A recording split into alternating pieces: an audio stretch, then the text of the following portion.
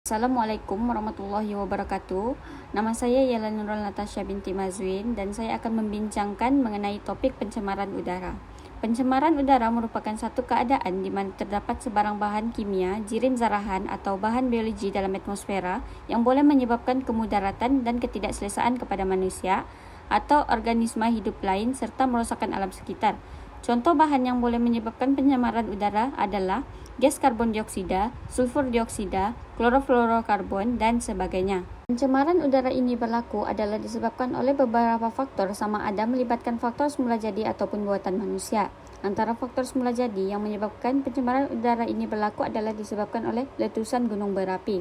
Asap tebal yang dihasilkan oleh letusan tersebut akan menghasilkan banyak debu, habuk, dan gas pencemar seperti sulfur dioksida akan menyebabkan pencemaran. Selain itu, pembakaran hutan juga merupakan salah satu faktor pencemaran udara. Manakala, bagi faktor buatan manusia pula adalah disebabkan oleh aktiviti perindustrian. Pelepasan gas nitrogen, sulfur dioksida, hidrokarbon, dan karbon dioksida daripada kawasan perindustrian ini telah membawa kesan sampingan kepada kualiti udara kita. Seterusnya, asap dari kendaraan bermotor juga boleh menyebabkan pencemaran udara. Pada masa kini, penggunaan serta pengeluaran kendaraan bermotor ini saban tahun semakin meningkat. Pembakaran bahan api fosil daripada kendaraan bermotor ini akan menghasilkan gas karbon monoksida, nitrogen oksida, dan hidrokarbon yang boleh menyumbangkan kepada pencemaran udara. Cuba bayangkan kesannya apabila setiap hari asap dari kendaraan dari seluruh dunia ini dilepaskan ke udara.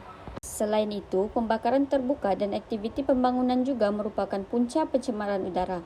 Debu-debu dari penggunaan pengangkutan lori besar dalam mengangkut tanah dan menimbus tanah di tapak pembinaan terutamanya pada waktu panas dan kering menyebabkan debu-debu ini berterbangan di udara.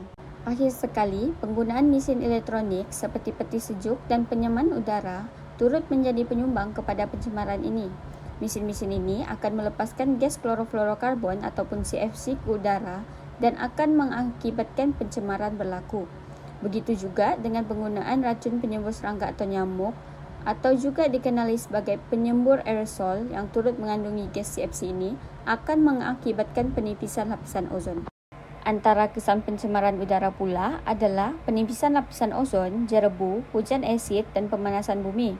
Pencemaran udara juga boleh memberikan kesan terhadap tumbuhan dan kesehatan serta keselamatan manusia. Kesan pencemaran udara ini kepada tumbuhan adalah tumbuhan akan mengalami kerosakan nekrosis ataupun keguguran daun, klorosis ataupun pertukaran warna, dan pertumbuhan terbantut. Kesan ini juga akan mengakibatkan sebahagian daripada penduduk bumi kekurangan sumber makanan dan ekonomi yang akhirnya akan mengganggu kehidupan seharian.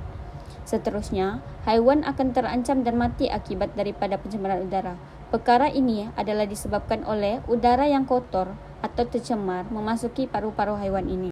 Pencemaran udara juga akan menyebabkan hujan asid berlaku disebabkan oleh penggabungan gas sulfur dioksida dan nitrogen oksida dengan air hujan dan seterusnya menjadi asid sulfurik dan asid nitrik. Kesannya, ia membunuh tumbuh-tumbuhan dan juga hidupan air.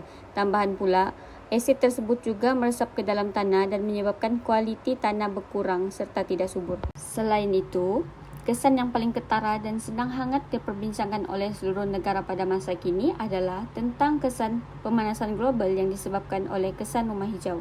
Kenaikan suhu bumi dan penipisan lapisan ozon juga menjadi puncak pada pemanasan global yang dapat dirasakan oleh seluruh dunia. Kenaikan suhu bumi adalah disebabkan oleh pembebasan gas-gas karbon dioksida yang terkumpul di dalam udara. Gas karbon dioksida yang terlalu banyak telah menyebabkan haba di bumi terperangkap dan akhirnya suhu bumi meningkat dan sekitarnya menjadi panas. Kesannya adalah permukaan bumi akan menjadi panas, ekosistem terganggu, banjir berlaku secara kerap dan juga berlaku kejadian alam yang tidak normal. Walau bagaimanapun, terdapat beberapa langkah yang boleh kita ambil untuk membantu mengurangkan pencemaran udara ini berlaku. Pertama sekali, kita boleh menanam pokok untuk membantu mengurangkan kesan rumah hijau. Penanaman pokok ini akan mengurangkan masalah peningkatan suhu dan karbon dioksida juga dapat dikurangkan kerana berlakunya proses fotosintesis. Seterusnya, kita perlulah mengurangkan penggunaan kenderaan bermotor dengan cara berkongsi kereta atau menaiki kenderaan awam seperti kereta api, bas dan sebagainya. Ataupun kita boleh menggunakan petrol tanpa plumbum. Langkah ini akan dapat mengurangkan masalah jerebu dan dalam masa yang sama, kita dapat mengelakkan masalah kesehatan seperti batuk dan selisma akibat daripada pencemaran udara. Selain itu, kita juga boleh mengadakan program Kitar Semula. Pihak kerajaan perlulah menggalakkan masyarakat untuk mengitar semula barangan terpakai seperti plastik, surat khabar atau kertas-kertas terpakai, kotak dan sebagainya. Pelaksanaan program ini dapat mengurangkan aktiviti pembakaran terbuka. Kempen kesedaran juga dapat membantu mengurangkan pencemaran udara. Hal ini demikian kerana program ini dapat memberikan ilmu kepada pengguna mengenai kesan dan akibat daripada pencemaran udara ini. Dengan ini, masyarakat dapat sedikit kesedaran untuk mengurangkan pencemaran udara.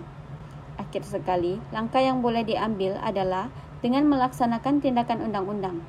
Pihak kerajaan atau pihak berkuasa perlulah menguatkuasakan akta dan peraturan yang sedia ada terhadap penghapusan sisa-sisa perindustrian dan mengenakan hukuman yang berat dan setimpal dengan tindakan yang tidak bertanggungjawab dari sesebuah organisasi atau individu yang menyebabkan pencemaran seperti pembakaran terbuka dan pelupusan sisa secara tidak teratur. Kesimpulannya, semua pihak haruslah berganding bahu dalam menangani isu ini.